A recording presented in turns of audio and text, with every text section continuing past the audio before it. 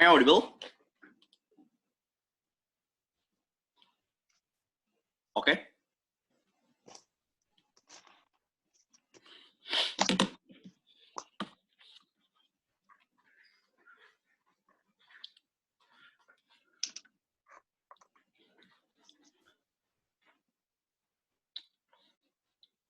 Imagine in the future you will be a father in family, that you have a high responsibility to treat your child and your life, ladies and gentlemen. Even your family survivability depends on you. It depends on your financial capability at the end of the day. And everything's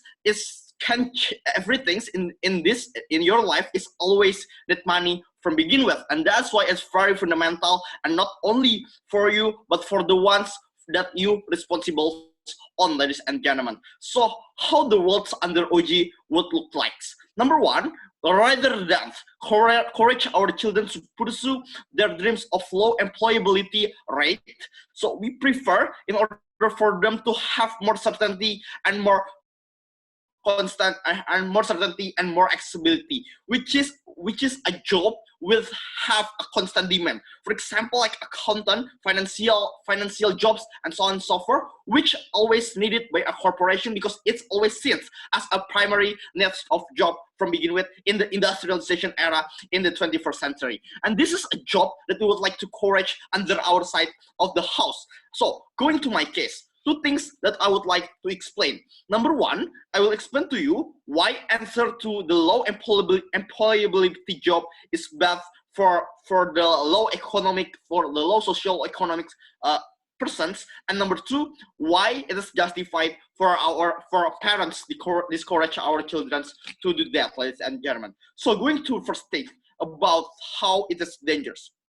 So let's notice that low employability job is have a low demands in compare with the conventional ones, ladies and gentlemen, simply because their jobs is not seen as a job which essentially needed by the society. For example, like arts is always seen as only as entertainment and only seen as a secondary need rather than primary needs in the society itself, ladies and gentlemen. It makes the demand of these jobs is very low. And what's the implications of this? The implication is because the job field which is very small in terms of the availability, then it makes this field to become more competitive in the society itself, ladies and gentlemen. And as the people who comes from the low economic family, you will have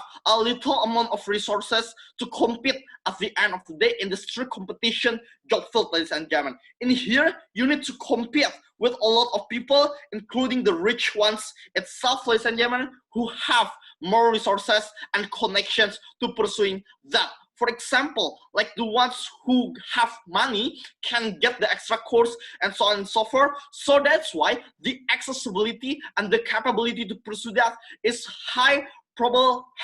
more probable in the more privileged ones in compare for you, which from the low economic background, ladies and gentlemen, will have less likely to access that at the end. Meaning you will always have the competitive disadvantagement in compare to them, ladies and gentlemen. That's why you will be more likely to lose anyway, because you have less resources in compare to them, and we think these resources is very important and very fundamental for you to win in the competitions itself. So now compare with the conventional jobs, ladies and gentlemen, which have more job fields, what's the implications of this? The implication of this is we think the requirement in order to achieve the educations is more accessible to you. We think that's why the moment you want to win in competitions, the resources that you require is not as high in compare with that. It means not only giving more salary, but more often the conventional jobs is also giving more accessibility and more certainty for you, which with the low economic background. Then why those things are important in the 21st century? Because notice on how in the 21st century, which everything is industrialized, the existence of money is important even for your basic necessities, which also require money to access that, ladies and gentlemen. It is important not only to get a higher level for your life condition, but it's also important for your survivability itself, ladies and gentlemen. And that's why you cannot be egoistic on this. Why? Because your financial capability is not only affect your life, but also affect for the ones who depends on you in the future. In here, we're talking about if you become fathers, so in the future your family livelihoods are depends on you, and that's why your family is depends on your financial capability. So, and that is why we think for low employability job is very dangerous, because at the end it will be less certain and not giving and very high investment that could be wasted in the future. And that's why as a parent, you have to discourage your children to pursue that. And number two, why it is justified for a parents to discourage our children. So how, if these jobs are the jobs that they are dream of and very devoted to that? Two things. Number one, I think it can go hand in hand in our side of the house. So because after you join to the conventional job once, and after you settle in the financially, and then at the end you can take your this kind of education in the future after you settle your money, ladies and gentlemen. That's why it can go hand in hand. But number two, assuming in the scenario it will never can be achieved, I think it's perfectly fine under our side of the house. Why? Because notice on how if it's talking about only your dreams and the level of importance is only about your personal satisfaction with things, it's always only be a secondary necessities at the end in compare with the financial capabilities in our side of the house, which is very important as a primary necessities itself, ladies and gentlemen. And that is why as a human being, you will always and should always to prioritize the primary needs itself. Why? Because your primary needs and your financial capabilities is very important for the ones who contingent on that, which is your life and your family, also your parents. We're talking, for example, like deserve life for your children or maybe your parents after retired, that they deserve to get a decent life from begin with, which very depends if you only and exclusively taking the conventional jobs in compare with the low employability major in the university, because notice on how it will be your future and your projection of your future. Very proud to propose.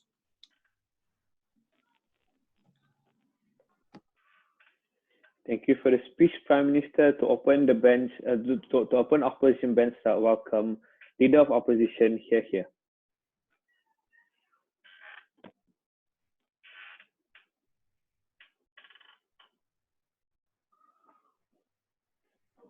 Am I audible?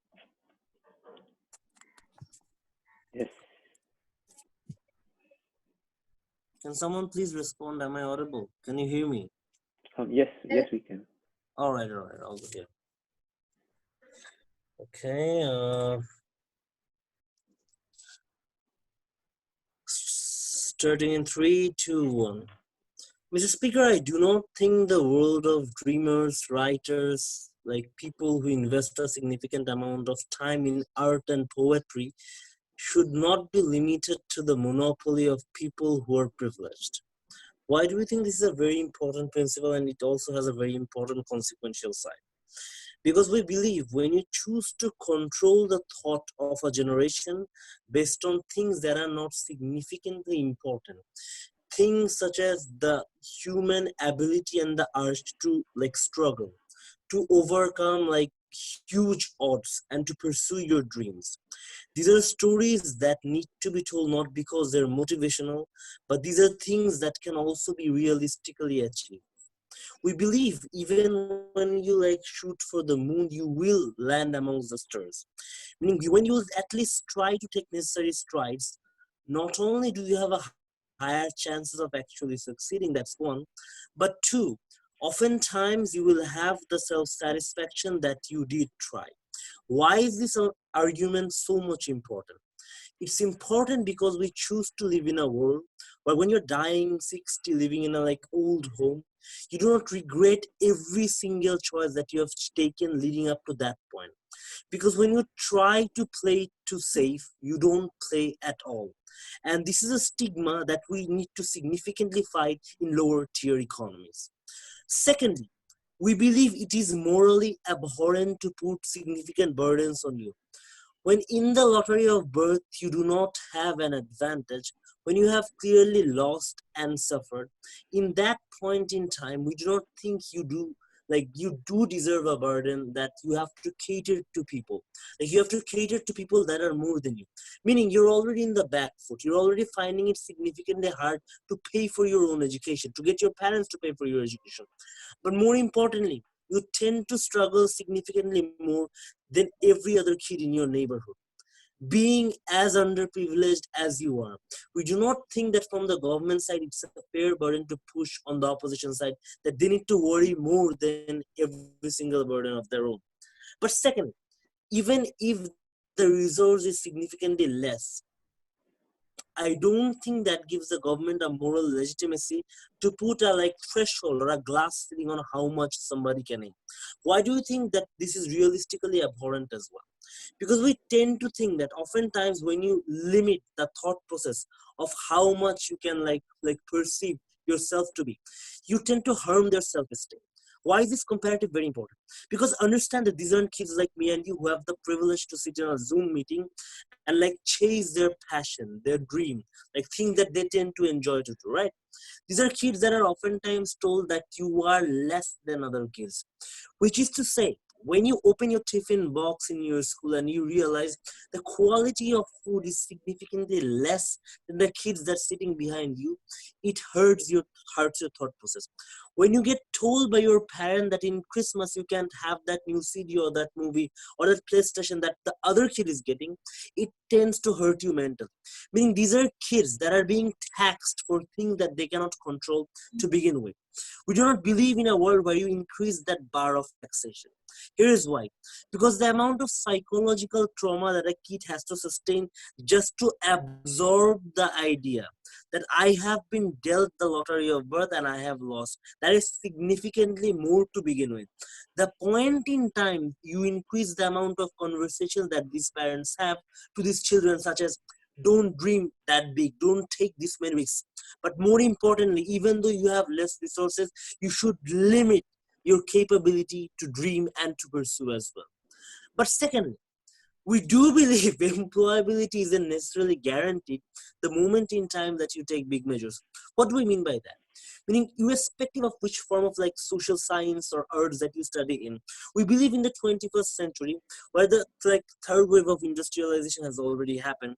Oftentimes, you tend to get called in an interview not because of the major that is shown in your CV, but because of your networking. More importantly, you get called for your socializing skills. You get called for your analytical skills, oftentimes technological skills.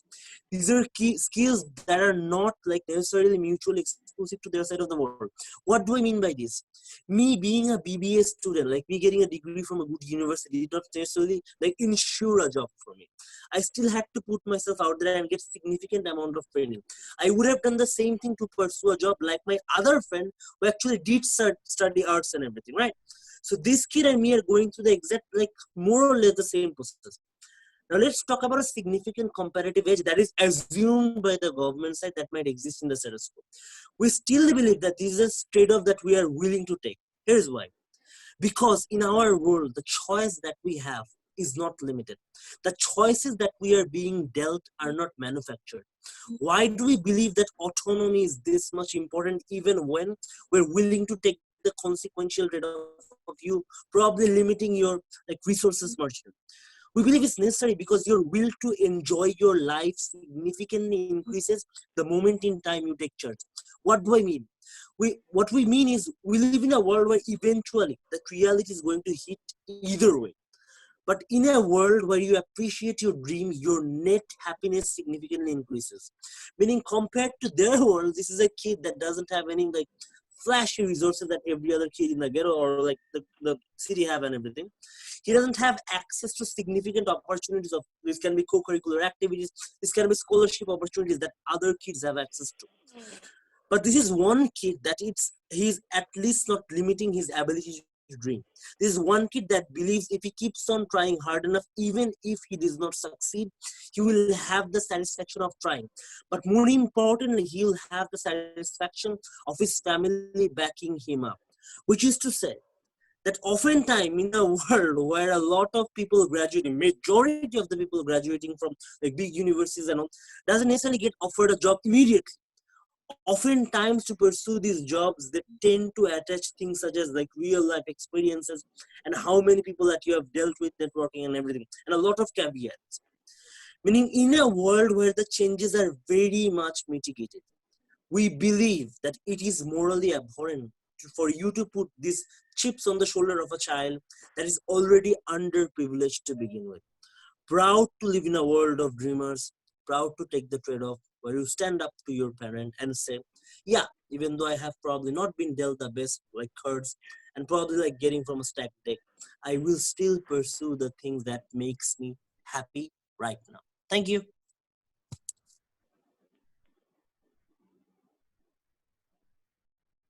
Thank you for the speech, Leader of Oppositions. To continue the government as welcome Deputy Prime Minister. Here.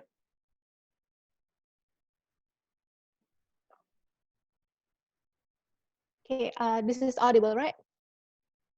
Yep. Okay.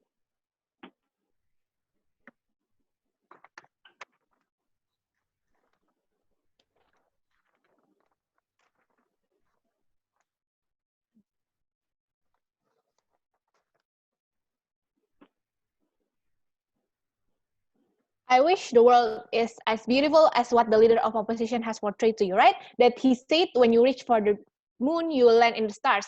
But for people with low social economic background, when they reach for the moon, they will land in a desert filled with financial uncertainties, unemployment. They worry about how to survive on a day-to-day basis.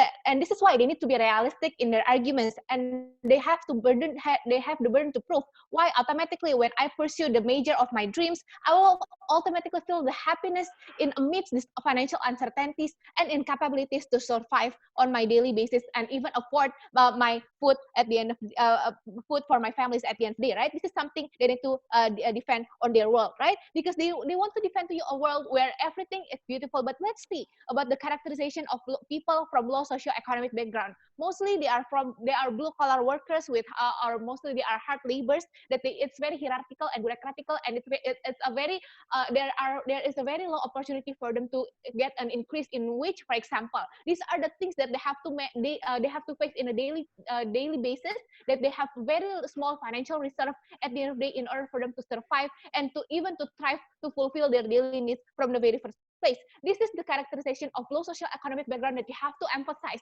in order to analyze whether this is something that they can afford at the end of the day. But important clarification.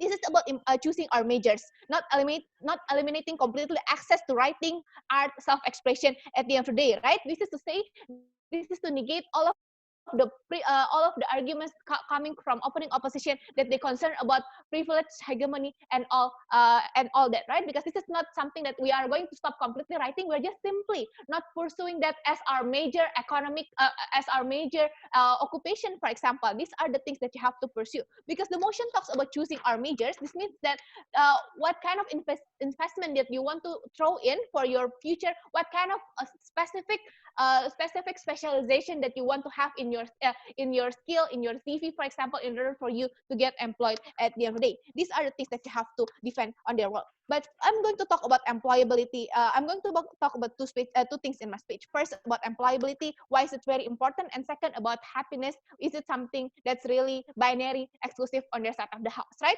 First, let's talk about employability.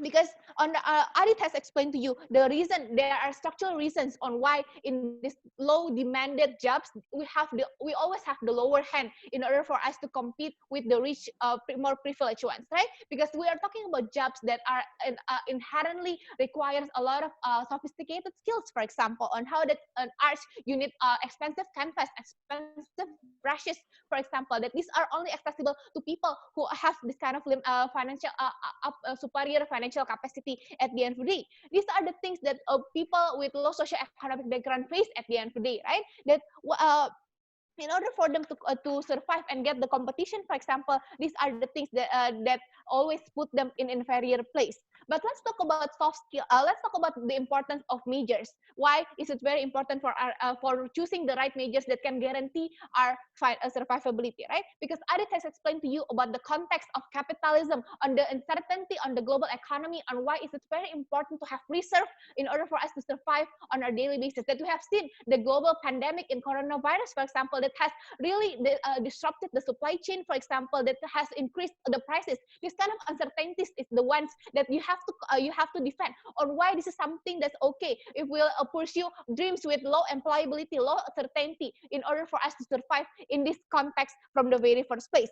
So choosing our majors, why is it very important? Because majors at least give us specialization, right? We have certificate that now companies look for this kind of certificate in order for us to get jobs, for example. These are the things that you have to do. And why choosing the soft skills, the low employability majors is harmful for this in order to face this uncertainty? Because in low employability majors, we see the characterization of something that's very specific. For example, on how that in arts you're going to focus all of it in arts. You're not going to have the capacity in mathematics, for example, or in science, for example. That these are the things that you're going to let go of a lot of opportunities in order to survive. This means that you are not flexible enough to survive in the world of employment that is very very high demand, for example, that demands you to have a high skill, for example. This is why choosing the right majors is very important.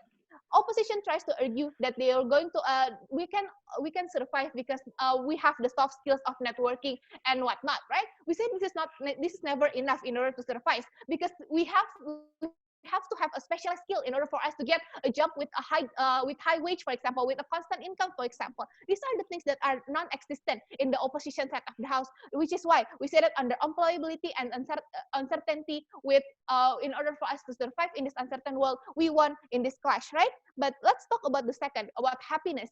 Because opposition main idea is about you are going in order for you to feel happy, you need to pursue your dreams and etc.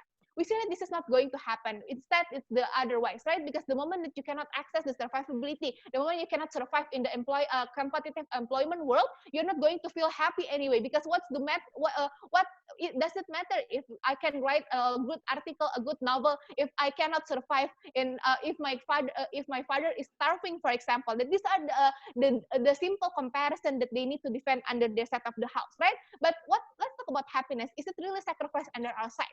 Because we say that happiness in the current world is something that's very abstract anyway, right? That you can feel happy well, you get a promotion in your job, for example. You can feel happy the moment you can afford this kind of things for your parents or for your children, for example. We say that happiness is not really binary under the side of the whole.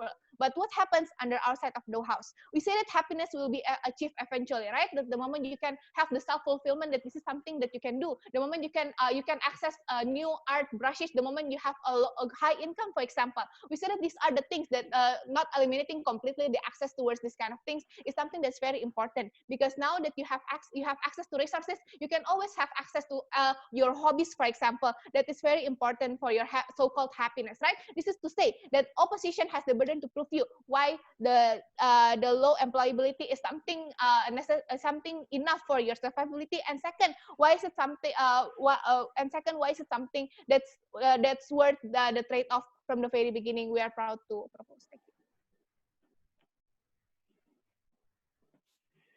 Thank you for the speech, Deputy Prime Minister. Now let's welcome Deputy Leader of Opposition. Here. Am I audible? Yes. Okay, so let's start in 3, 2, 1. Understand that why we are pursuing a certain kind of education or higher education. What are the metrics of this higher education? Are we going to take a degree only for money?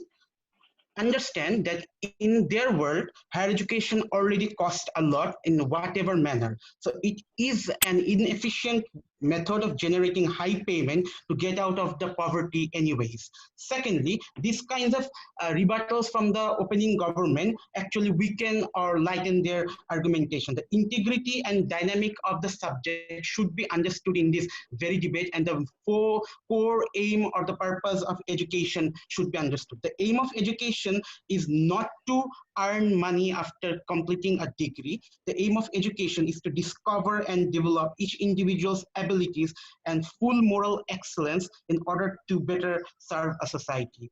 It is highly efficient when we are talking about that how that the rich kids going to arts subject, the integrity of that very subject loses at the end of the day. If only rich kids study psychology, they will never understand the struggles of the poor family, the poor kids, or the minority people. So it is very important to understand that the entire dynamics and the integrity of this very debate. Now think of a world where that happens, the world of opening government. The class division rises, equality diminishes. We literally are creating a second-class citizen who have no incentive structure or support to pursue their dreams, or in the holistic scenario, they have no right to do whatever they're trying to do. We literally are creating these kinds of second-class citizens and creating a kinds of class stratification, that we're generating the kind of message that the rich people are getting richer every day, and that is why we are creating an imbalance already in the society. All these intangibles in life are chipping away from the societies as a result of this. Just because of these, their families are going after money because the poor people do not have the incentive to do so. It is morally abhorrent to put such kind of significant burden that they need to cater at the end of the day. Regardless of how frightening or disturbing our goals are, or how much hard these dreams are to pursue, they are relatively safe outlets for the unconscious wounds, fear, or guilty desires, as well as unresolved conflicts at the end of the day. Because as we have seen, these kinds of dreams always comes in a disguised form, and we will try to pursue them in whatever extent we're ready to do so. Crisis begins in the spotlight of a poverty, and when this crisis begins, we understand that the entire capitalistic scenario, the capitalistic scenario takes away the passion of those very individuals. The job field that we are talking about is not an implication of what kind of degree that you are taking. It's an implication of your passion. It's an implication of your set of skills that you are pursuing during your course of higher education. Understand that these are something that the debate is about the consequentiality of consequentiality of outcome versus how you are pursuing, or at what degree you are able to pursue your passion. We understand that each and every human being have a drive, and the drive for pursuing their passion, and it is a very much self-destructive behavior to not go after that and select a particular kinds of subject that gives you a kind of advantage when you are going for a job, and this actually seems destroying themselves psychologically, if not physically, for their entire life. And as a result, it also creates a very manipulating negative effect on the entire nation, on destroying themselves, or having different kinds of internal conflicts between them. These kinds of situation at the end of the day, in many cases, creates mass suicide at the end of the day. These are some kinds of things that actually does more harm than good. So when we are talking about that children from some non-progressive society or non-progressive socioeconomic backgrounds are discouraging their children to pursue some majors that are not aligning to their passion or parallel to their passion. These kinds of things actually harms the entire spiritual development of their spiritual development through their education. Because we understand that education at the end of the day gives you a kind of self-realization. That is the aim to enable each and every child to realize their soul, recognize their real form, and proceed towards a self-knowledge. This education, the aim of education in no way is to fight for the capitalistic world or the capitalistic combination or the unfair, unequal competition of power, hierarchy, or hegemony that are prevailing now in the society. We understand that the core purpose of education is self-realization. That is to enable or recognize the real form and proceed towards self-knowledge. That is, self-realization means full knowledge of the self or the soul. Secondly, we believe that man converts his original nature to spiritual nature when man can realize that spiritual values like truth, beauty, and goodness of life has some impact on them. And through this, and by pursuing their passion, you can actually enjoy these kinds of intellectual and aesthetic and moral values through the spiritual development of mind that comes through education or pursuing degrees like literature or liberal arts, or other degrees like philosophy, psychology, anthropology. And we understand at the end of the day that for the conservation, promotion, and transmission of culture, these dynamic kinds of education needs all kinds of people or dynamic kind of people. According to these kinds of education, we aim the aim should be related to preserve, promote, and transmit culture from time to time, person to person, and place to place. The aim of education should be this: moral, intellectual, and aesthetic activities of men, helping preserving, promoting, and transmitting culture from generation to generation. And we believe that cultural heritage of mankind should be preserved in addition to the spiritual and moral values, not only contribute to human society by creating an unfair capitalistic game or playing a capitalistic game. We understand that we have to contribute to human society by promoting cultural values, cultural aesthetics, and self-realization. We have to give them the freedom of choice of pursuing whatever degree or whatever line they want to pursue. So with all this, we are very proud to oppose, and we take this debate home. Here. Thank you for the speech, Deputy Leader of Opposition. To open in the closing half of the debate, let's welcome Member of Government. Here.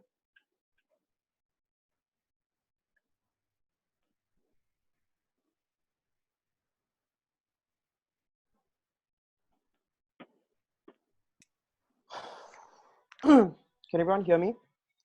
Yes. Okay. Hold on, sorry.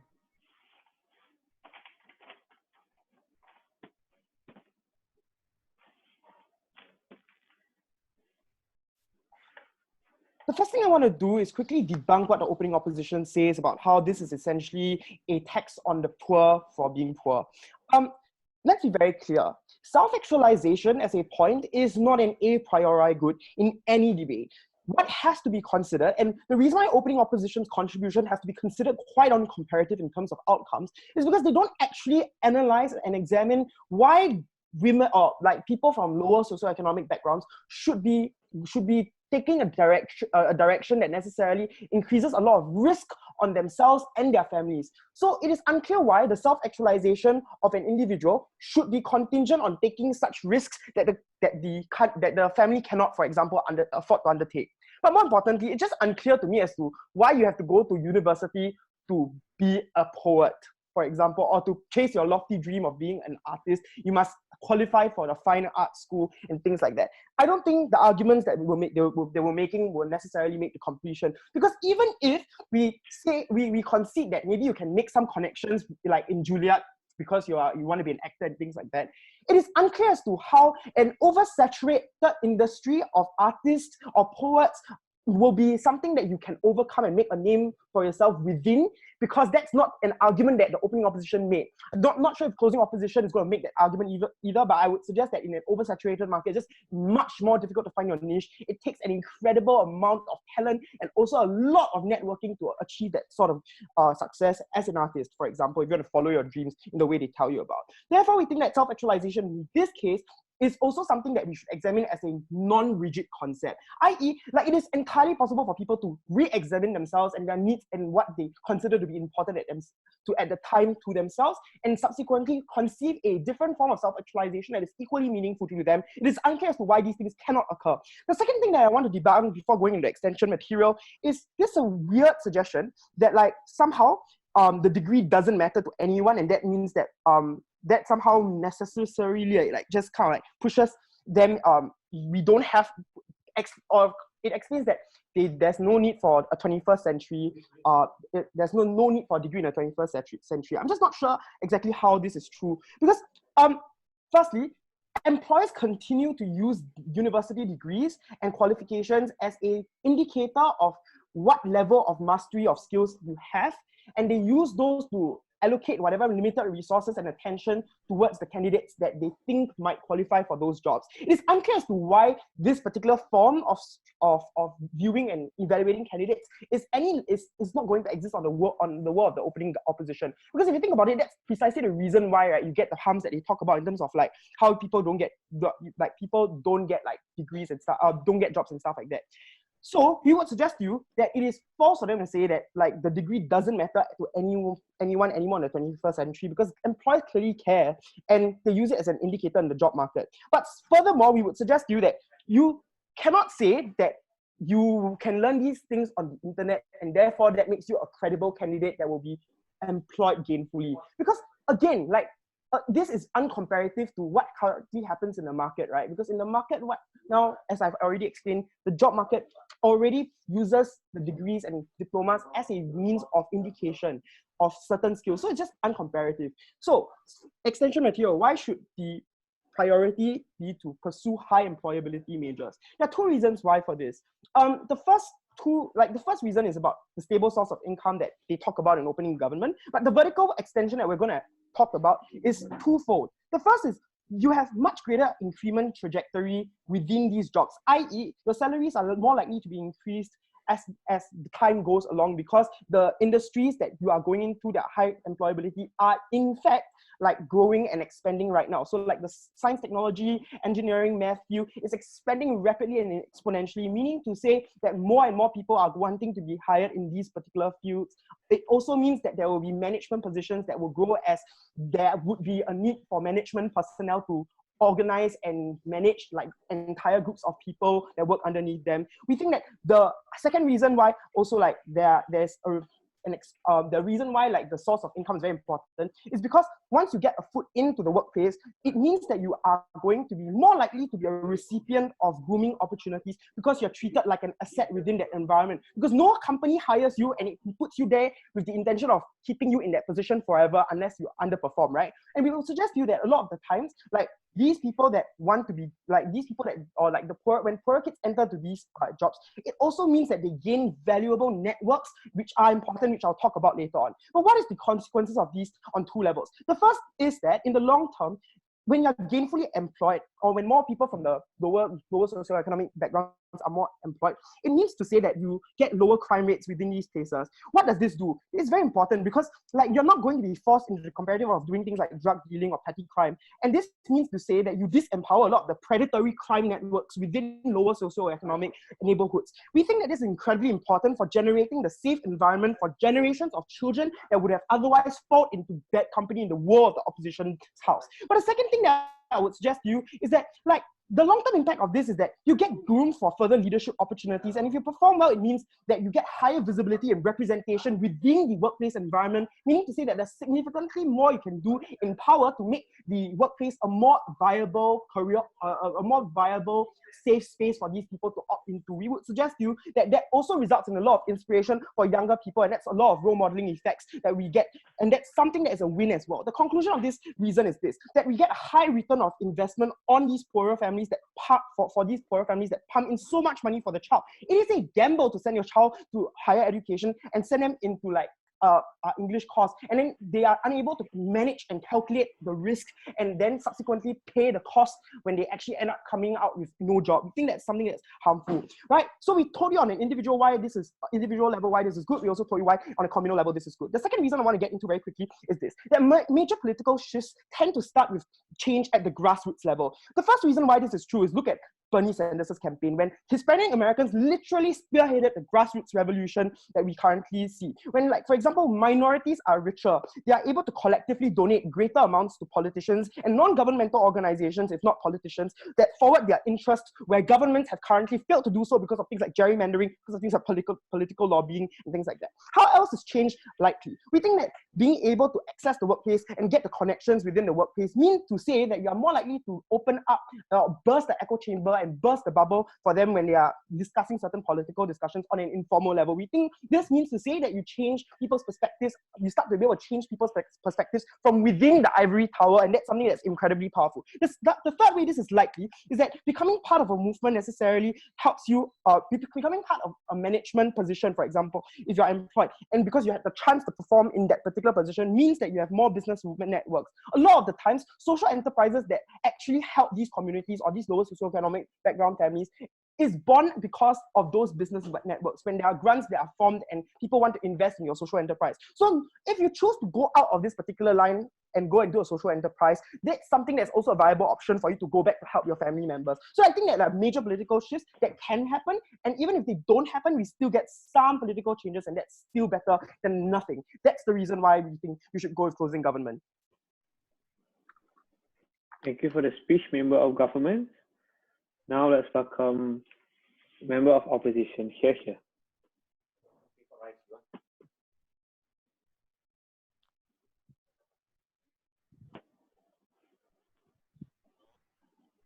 Oh yeah.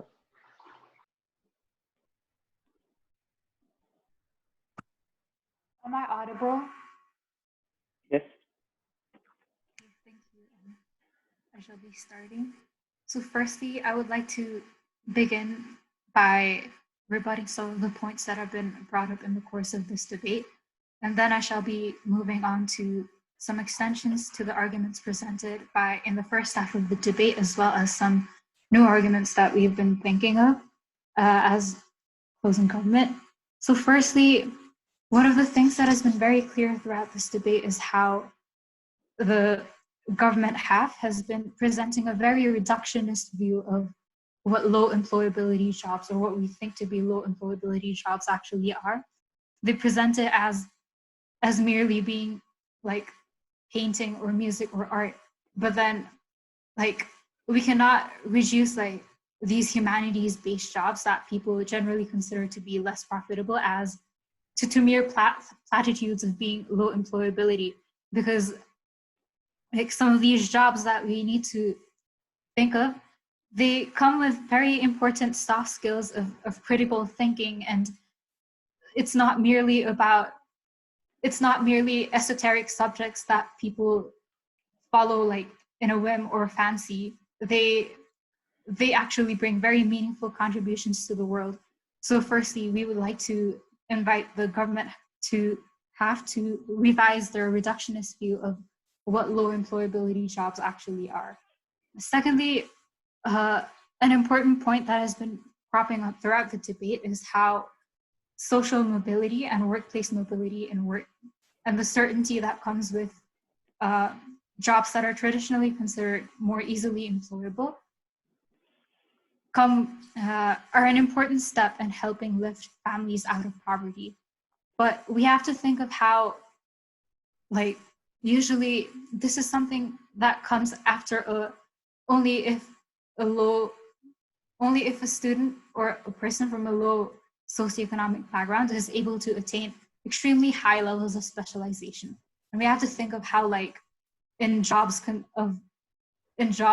in the fields of business and like managerial positions, it's like there's a lot of precursors, like there's a lot of prerequisites to the kinds of education that you need to be able to get such kinds of social and workplace mobility.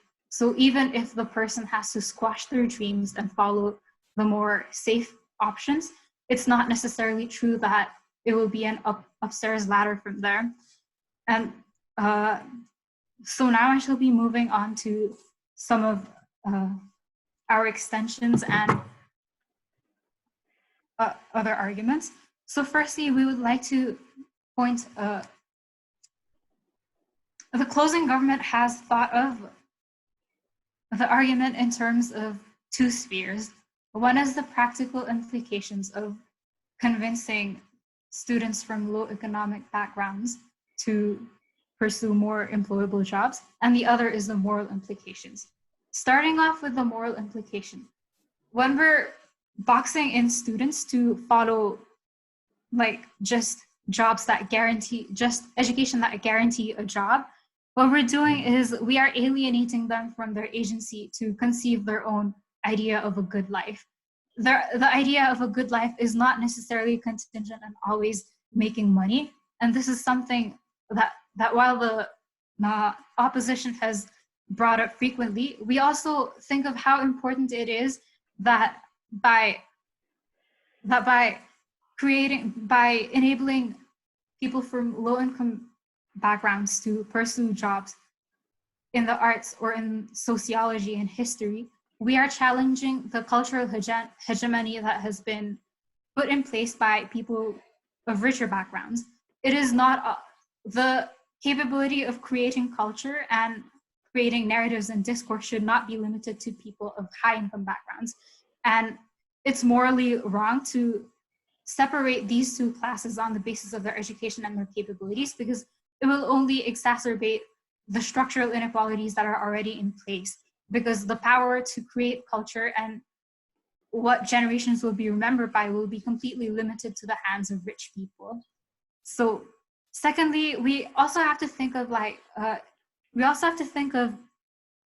how the moral implication of forcing a child to pursue an education that guarantees a job. It implies that their only duty in life is to lift themselves out of poverty, but that should not be what self-actualization or what their life is about. They should have the motivation and the capability of pursuing what they want. And if they have the means of pursuing a higher education, it should come with the opportunity to pursue what they actually want, what gives them inspiration and motivation in life. So moving on to the practical arguments, we have to think of how motivation can also deeply impact wealth. Imagine you're a student who comes from a low socioeconomic background. You're not really interested in the sciences, but then because your parents think that it's important that you study this because it will help lift the family out of poverty, you force yourself to study it every day. You already go under a lot of pressure from you already go under a lot of stress because you probably have a lot of siblings to take care of. You might have another job because you need to support your family. But on top of this, you're stuck with studying something that really gives you no passion. What this does is, it's an attack from both the sides, because while you're stressed about your family life on one hand, you're also stressed about pushing yourself to do something that you're not really passionate about. And this motivation can impact your performance in school or at your job, which I think also impacts the potential of you having any social or workplace mobility. This can also deeply impact mental health, and which I think ties into the point that was brought up by the government side, that this can help lower crime rates, because mental health can be deeply affected by whether or not you feel connected to what kind of contributions you're bringing to society. And for someone, even if they're of a low socioeconomic background, it might be creating things that are meaningful to culture and not just in terms of their economic value. So with that, I would like to end by saying that jobs should not, that utility is not merely limited to jobs that guarantee employability. Especially in the age of AI, there are jobs that only humans can do, because we have the capability of thinking creatively and critically, and there's still a lot of interdisciplinarity in the job market right now, and the soft skills and critical thinking that comes with jobs that are considered low employability can still be very helpful in helping you land a job and improving your socioeconomic condition, while also making sure that you're motivated in life. With that, I would like to end. Thank you. Thank you for the speech, member of opposition. To close the whole government bench, I welcome Government Whip. Here, here.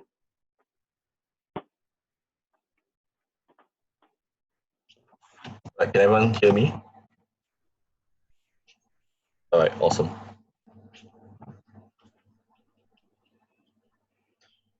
It's unfortunate and regrettable that burdens are imposed on lower socioeconomic classes, but it's not a burden that primarily manifests in being inhibited from particular major choices. It manifests in the rest of your life, in your ability to maintain a high quality of life, the necessity to worry about savings. These worries, these burdens don't go away when you put a checkbox next to the art degree. This action just represents like a short-term gratification that extends long-term burdens. So the question here that you must answer, Mr. Speaker, is whether the marginal benefit of feeling slightly happier that you stuck into society is worth condemning yourself, your family, but I think most importantly, the socio-economic class to destitution. Three contentions. Number one, do skills matter? Number two, let's talk about self-actualization as the goal of education. And number three, which side actually deals with class inequality. So first and foremost, do skills actually matter? And here, CEO's extension to O's material was merely that that we had a reductionist view of low employability jobs, and we shouldn't reduce jobs to like just their employability value. And they included the idea of critical thinking within this. I'm not sure how this value adds to the debate in any meaningful way, because it doesn't matter how many critical and soft skills you have if you're not going to be able to seek meaningful employment to begin with. So I suggest to you that like even if you are able to have these skills, it doesn't actually make a difference. Now, COO actually mentions that a liberal arts degree can still get you a job in the 21st century because of things like job transferability. But the reason why this is possible is because employers also look at things like enrichment and portfolio. But these are portfolios that you don't have because your parents can't afford to send you to student exchange program. You can't go for internships because you're working during the holidays in the street stall. So you don't have the same portfolio as other people with a liberal arts degree, meaning that you lose out to these individuals in the job market as well. So even if we accept that some people in the liberal arts can get meaningful jobs, that doesn't extend to poor people within this debate. I suggest that therefore they lose that particular evaluation and that contention. Second contention, therefore, is self-actualization the goal of education. Now, we're going to concede that at some level, education is about self-actualization, and that is a meaningful part of being able to live a good life. But I suggest to you that at the point of time where you limit your options because of your education, you actually lose the ability to self-actualize as a poor individual in the future anyway. In other words, picking a bad option today alienates you from from the agency of a good life later on. So this looks like things, for instance, you might be getting a music degree, for instance, but you can't afford to buy musical instruments because you have no savings there because you're taking care of your family by doing odd jobs. And I'm not sure how this helps you self-actualize in the 50 years that you're alive after you leave university in the first place. So I think actualization needs to be hampered a little bit, right? It's not just about actualization in schools. The last thing they said about this was the idea that like you can be stressed about school as well. And sure, we accept that sometimes the sciences are stressful, like that's bad. But at the same time, that doesn't mean that you will not work hard if this is the degree that you're forced into, because the alternative is dropping out of school and not getting a job in the first place and then not having any of the benefits that you want anyway. So if you want to self-actualize, I just suggest to you that if you want to learn to paint, for instance, or you want to learn to be a poet, these are skills that you can pick up later on after you already have some kind of safety net in terms of your savings and your bank account, and your family is already taken care of. This brings me on to the third, I think the most important part of this debate, was defended by side opposition, which was the idea of class inequality. CEO's main extension to this debate is that in order to succeed in these fields like business, for instance, you need a high level of specialization. That's just not true, because if you're a consultant in a mid-level firm, you still earn a lot more than being a mid-level artist. The reason for this is because in areas of low employability, name recognition matters, right? I'm only going to hire people that I actually know. So if the job market is oversaturated, as Joel pointed out, then the only people that rise to the top are the people who literally are the best in their field. So specialization and the idea of high specialization applies way more to their side of the house in areas of low employability than it does to us. If you're a mid-level computer technician, you're going to be earning way more than if you're a mid-level pianist or mid-level poet. So I suggest to you that that particular point about class inequality hurts their side even more. Furthermore, I suggest to you that, like, as Joe mentioned, you are also affecting your family because your family probably spent a shit ton of money to get you into university in the first place. It might have deprived your siblings of the ability to go to university to give you that particular chance because they don't have the money to send all 3 kids to university. Therefore, you don't just owe an obligation to yourself, you owe obligation to everybody else in your community as well. And if you end up destitute, this also hurts literally your entire family who is relying on your ability to earn an income in order to survive. So I don't think that kids should be, like, university kids are allowed to be that selfish, especially when your university degree is a privilege that your parents have afforded to you and given to you in the first place. All right, but let's talk about our extension in this debate. I'm going to impact it a bit further. Socio refused to deal with it. We talked about the idea of social stratification and class inequality, right? So Joel's main analysis that he provided to you was that the ability to have a sustainable quality of life also leads to the ability to meaningfully participate in the political process. If we recognize that the poor are often systemically left out of the political process through things like, for instance, not being able to vote because you must work on the weekends as well, or you must vote on polling day, or not being able to contribute to the funds of politicians who are who actually care about your needs and therefore they don't get elected into office. This systemically hurts the poor way beyond just you and your family. It affects your entire community, the ghetto around you as well. And I suggest to you that if you're the person with a degree of privilege, if you're the person who gets to go to university within your community, and that's probably going to be a rare instance if you come from a low social economic background, you owe a duty to that community because you understand their suffering in a way that rich people and people of higher social economic background does not. This is also diametrically opposed to Orwell's material. Because Orwell tells you that you need rich, like poor people to be poets and artists so that they can share the plight of the communities to other people as well. No.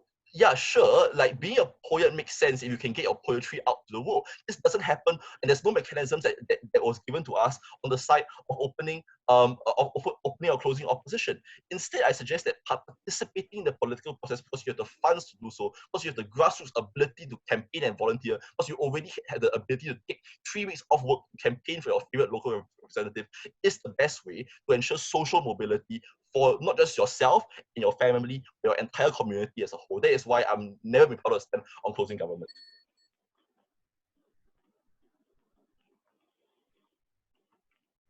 Thank you for the speech, government whips. To close the whole debate, let's welcome opposition whip. Here.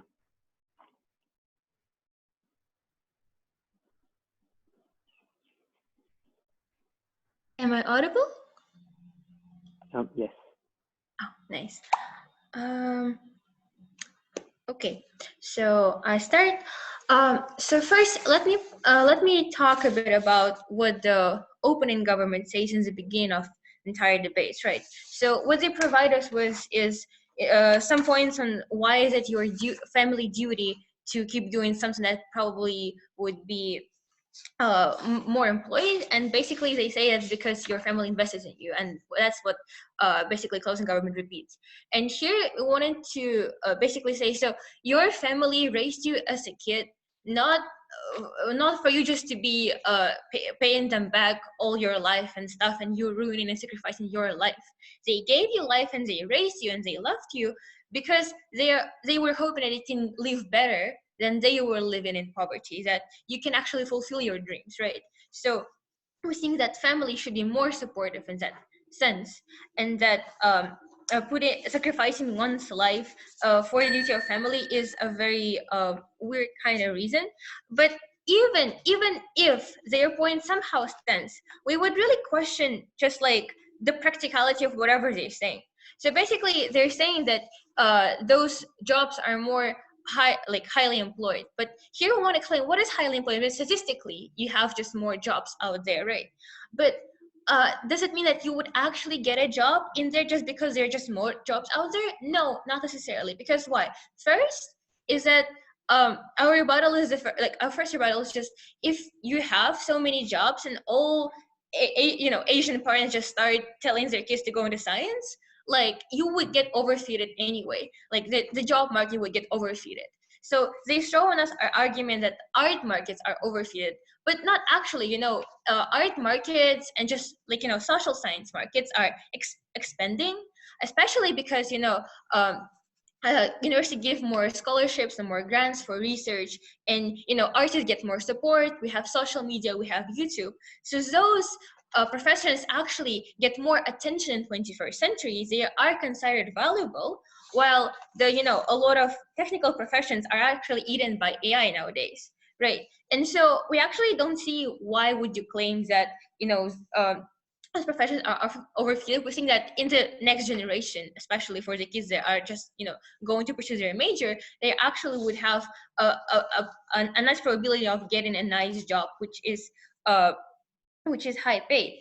And so what we also want to talk about is just what is the probability of a person succeeding in something they don't really like, because we hear just a note of it mentioned on the opening tables, but we think that even if the rhetoric was great, they really lack an analysis. And here as a closing table, who would want to give an extension of analyzing and explain why and how things would actually work on our table. And so first is that motivation, right? When you're motivated, you have more energy, you put more time. Teachers are more likely to invest in you. Teachers are more likely to spend more time in you because they see your interest. University, you're gonna see your motivation. Letters, they're gonna accept you, and so you're more likely to get into good university and get a good degree in whatever you like, right? And as my partner already mentioned, you're just generally more tired because because more than rich kids, because you have siblings, you have other jobs and stuff, and if you keep doing stuff that you don't like continuously, you have to work, and you have to also keep on doing whatever you don't like. You get very stressed, and we see that OO kind of mentioned that in a kind of vague argument about psychological health. And even if we really like the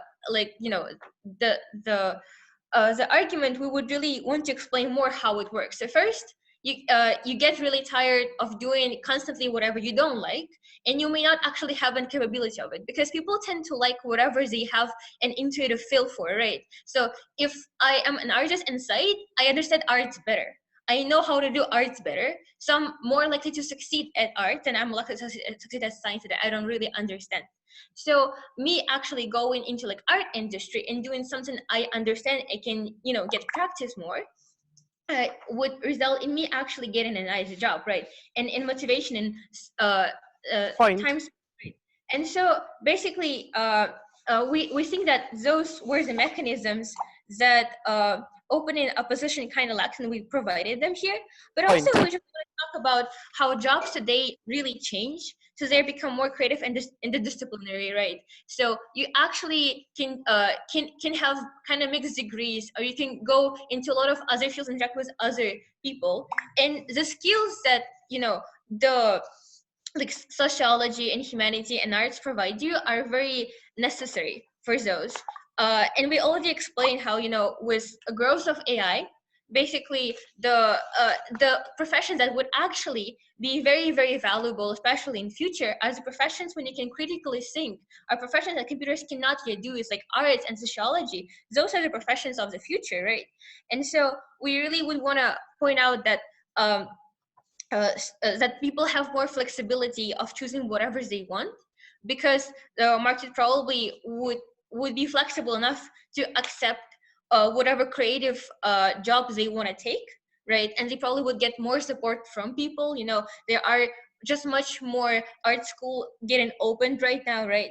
And we also want to talk about how by not letting your kids go into there, all teams before kind of assumed that your kids would just follow and listen, but it's not actually the case, right?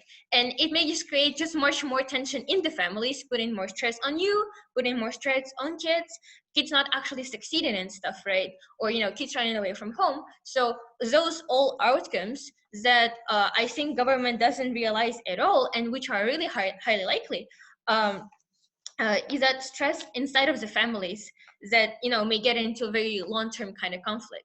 And here we also want to talk about how we talked about the value of happiness and money, and basically my partner said that basing the judgment at high paid jobs is the best you can ever achieve in your life is wrong. But even if some rebuttals of the government stand, our argument just get diminished to a point that those values are wrong for you. For example, if you are a person that that doesn't care much about money but cares about art getting spread and your novel getting published and stuff, and getting your name, for example, in history, that those values are something that you want to go for, and people have no kind of force to waste your life doing something you don't really want, and it's nothing that's really valuable for you, because we don't necessarily think that getting a lot of money would satisfy whatever you want to do. And so yeah, here so basically what happens is that we think that in this game, as an close and opposition, we give just more explanation of how stuff work on our side, and we explain this in this debate. The metrics, basically we all agree that we want the best for the kid, but what we really care about is on which world the probabilities are higher, right? And we think that on our world, the probabilities are higher because the person is more motivated to do whatever they want, and we don't really see why whatever the government is claiming is really ultimate, right? And so with this points in mind, I would really want you to think more of majoring in sociology and humanities, because those are professions of the future, and this is something that would be valuable for you and for society in general. Thanks so much. So proud to oppose.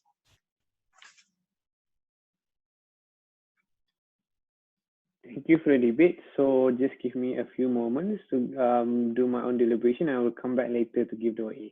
Thank you.